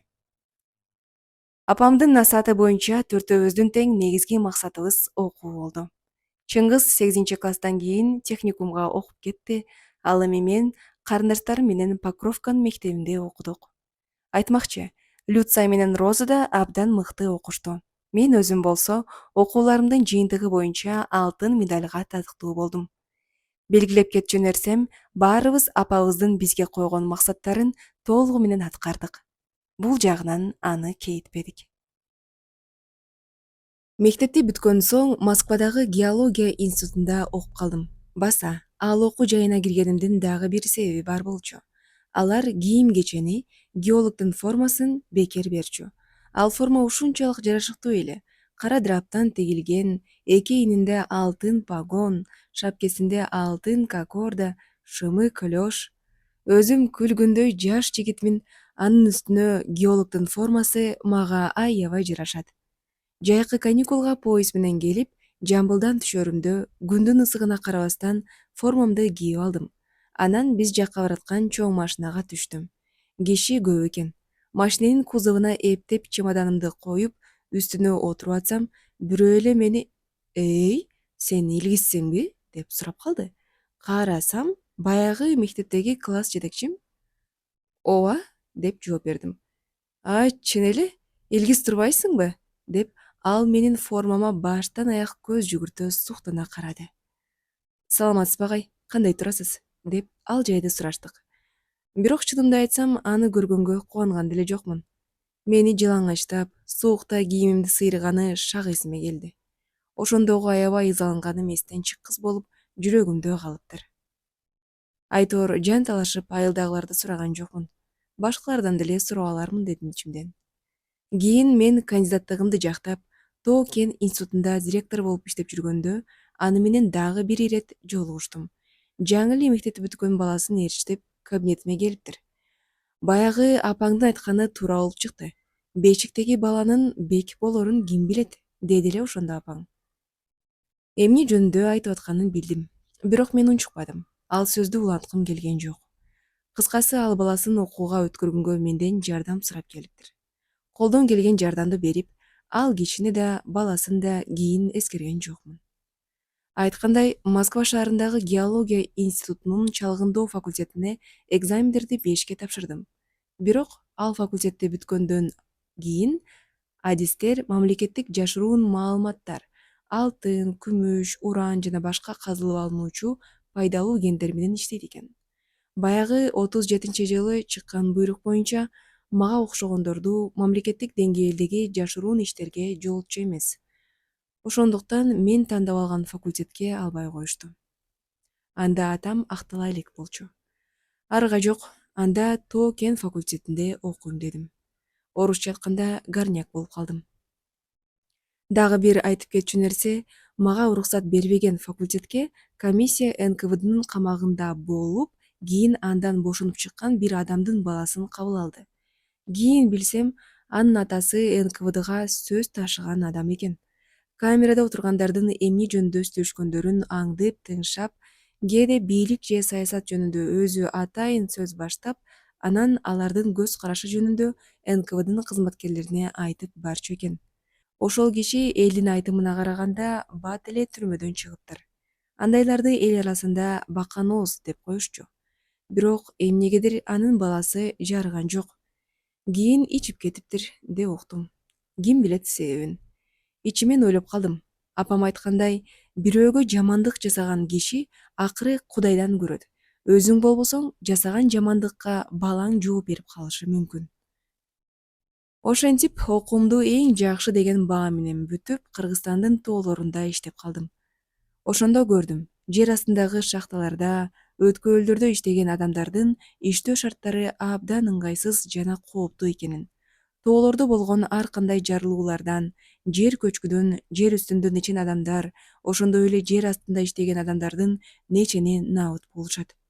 Мен жер астында иштеген адамдардын техникалык коопсуздугун чече турган маселелерге кызыгып, аспирантурага өттүм. Кийин бул боюнча докторлук диссертация жактадым.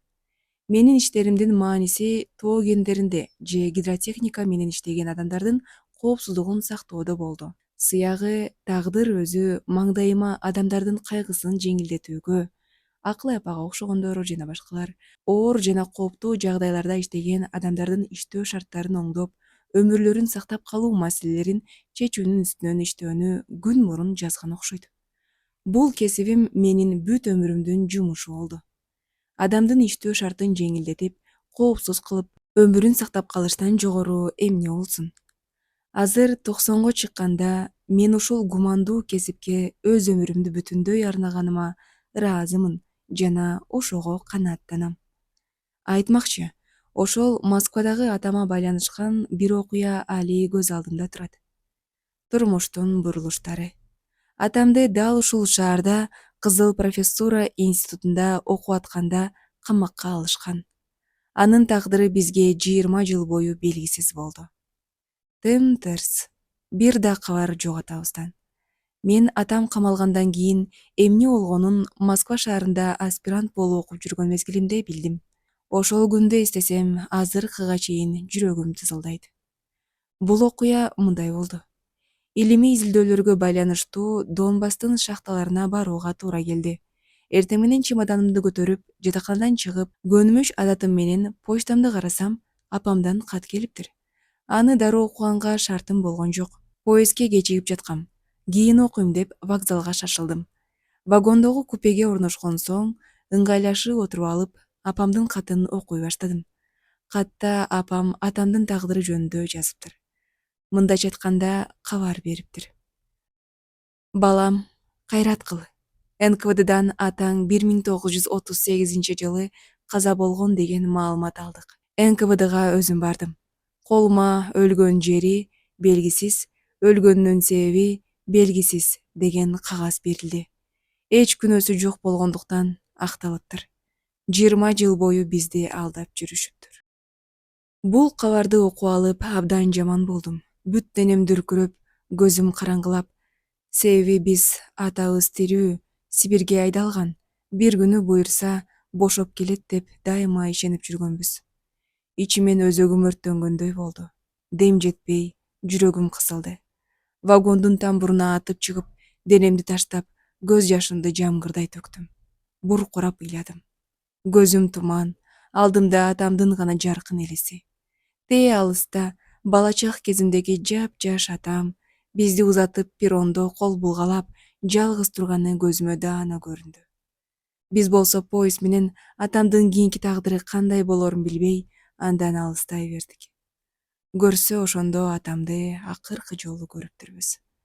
Ал качан камалаарын билбей, бизди өз жергесине качырыптыр. Себеби ал кезде эл душмандарынын аялдарын да өзүнчө лагерлерге айдап, балдарын атайын режимде иштеген балдар колониясына камап коюу жөнүндө буйрук чыккан экен. Мына, турмуштун жазган буйругу айланып келип, атамдын каза болгондугу жөнүндө кабарды мен поездде баратып билип отурам. Атамдын тагдырын ойлоп, тамбурда канча отурганымды билбейм. Жолдон кичинекей станциядан вагонго бир кемпир түшүптүр. Аны да байкабаптырмын. Ал мени карап туруп, балам, сен эмне, түрмөдөн чыктыңбы? Өңүң кер сары, кебетең сумсайыңкы болуп турат, деп мага суроолуу карады. Жок, деп ага кыска жооп бердим. Демим кысылып, сүйлөгөнгө мүмкүнчүлүгүм жок эле. Мени кемпир саясий камактан чыккан го деп боору урган окшойт.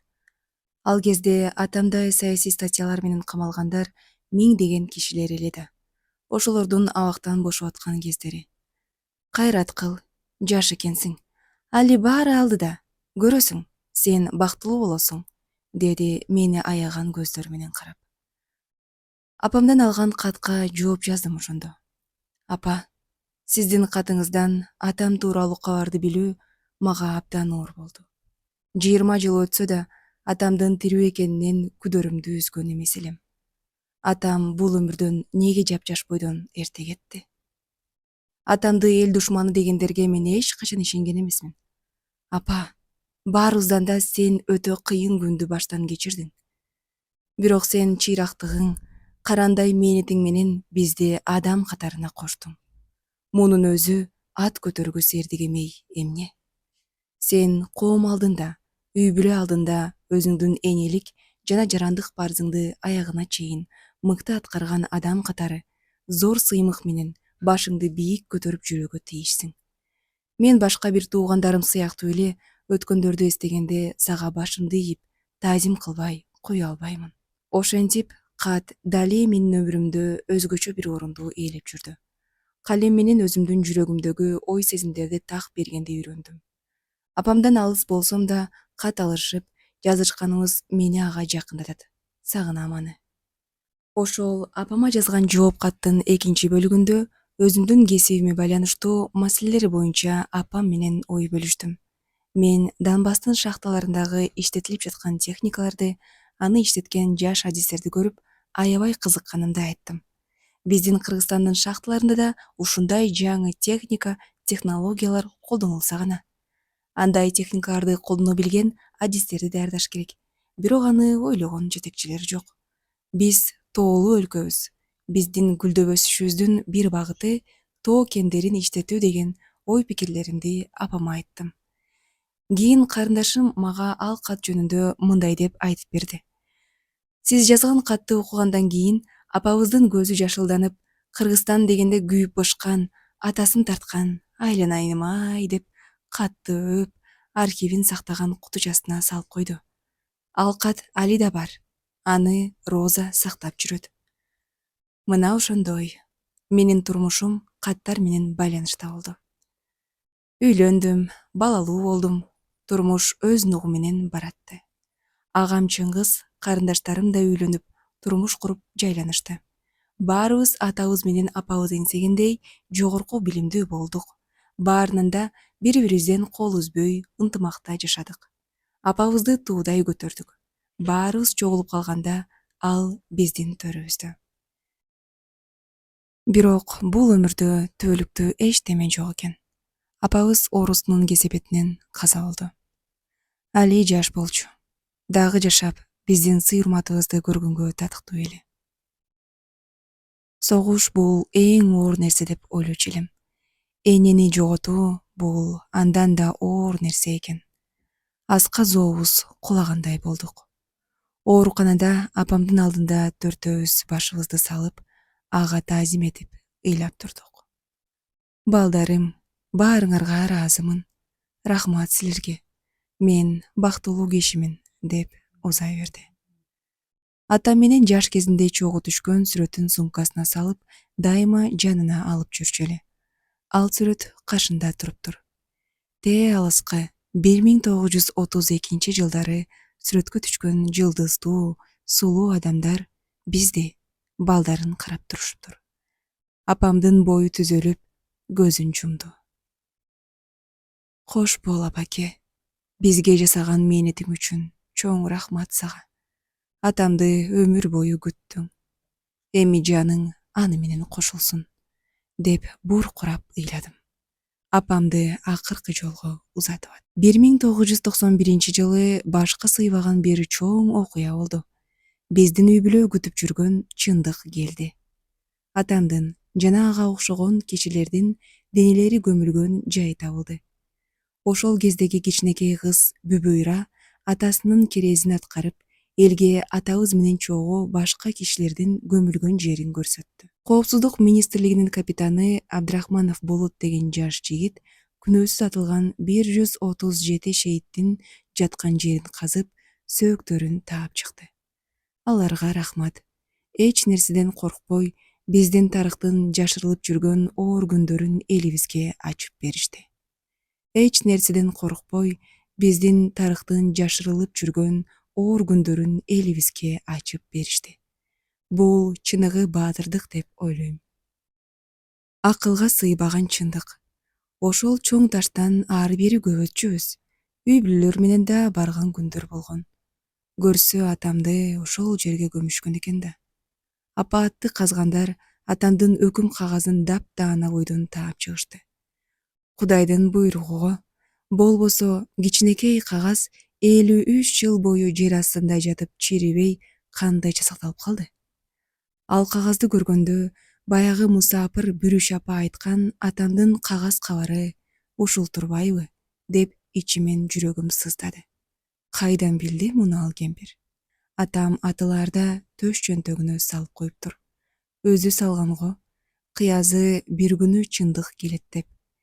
53 жылдан кийин анын 4 баласы, небере чөйрөлөрү таазим этип, башыбызды ылдый салып, чоң таштагы аза митингинде турдук. Чачтарыбыз агарган, атабыздан 2 эсе улуубуз.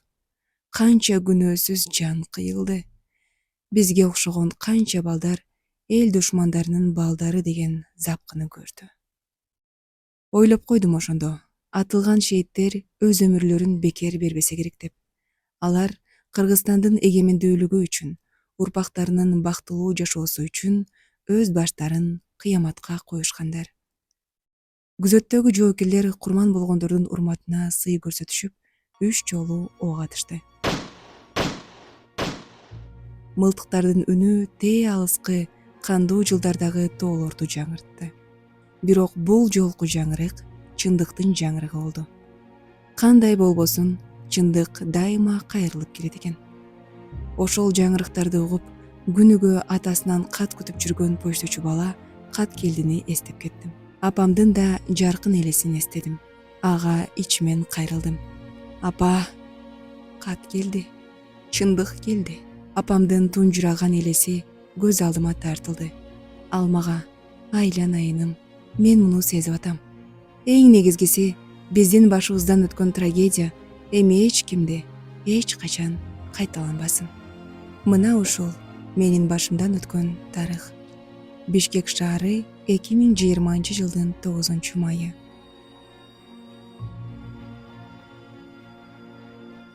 Аңгеменин аягы. Сиз уккан аңгеме "Кат келди".